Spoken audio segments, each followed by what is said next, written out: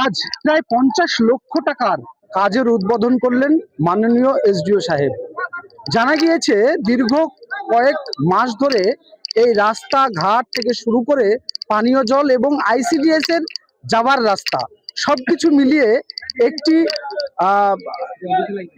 তালিকা জমা দিয়েছিলেন সাধারণ মানুষ এবং প্রাক্তন কাউন্সিলরের মাধ্যমে এই তালিকা জমা দিয়েছিলেন সরকারের খাতায়।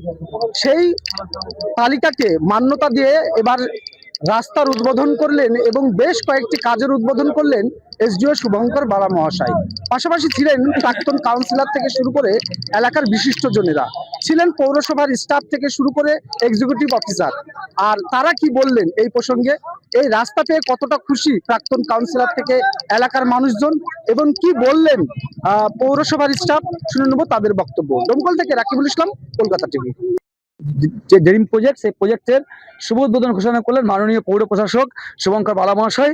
এবং সেখানে আজকে যতগুলো রাস্তা আছে প্রায় 5, 5, 5, 6, 11 প্লাস হচ্ছে, এখানে 4, 3, 7, 7, 8, 3 হচ্ছে 10, 10, 11 প্রায় অনেক এতগুলো রাস্তা এই উদ্বোধন ঘোষণা হলো।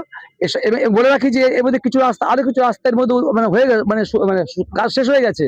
এগুলো আবার নতুন করে কিছু শেষ হয়েছে, কিছু বাকিটা সবটাই সম্পন্ন হবে। এগুলো আগামী 10-15 দিনের মধ্যে শেষ হবে, 20 দিনের মধ্যে শেষ হবে।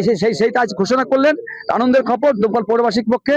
মাননীয় মুখ্যমন্ত্রীকে আমরা অভিনন্দন জানাই দমকল পৌরসভার পক্ষ থেকে, কারণ এই ধরনের কাজ হলে পর আমাদের পৌরসভায় যে কাজগুলো করতে পারতাম না সেগুলো কিন্তু দ্রুততার সঙ্গে করতে পারবো। মমতা বন্দ্যোপাধ্যায়ের স্বপ্নের প্রকল্প এই আমাদের পাড়া আমাদের সমাধান।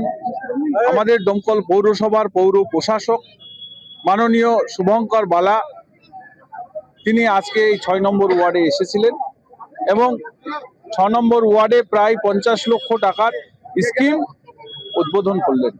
সেখানে ঢালাই রাস্তা আছে, সেখানে পানীয় জলের ব্যবস্থা আছে, সেখানে আইসিডিএস সেন্টারে ঢালাই রাস্তা আছে, বিভিন্ন স্কিম আজকে এখান থেকে 6 নম্বর ওয়ার্ড থেকে উদ্বোধন করলেন।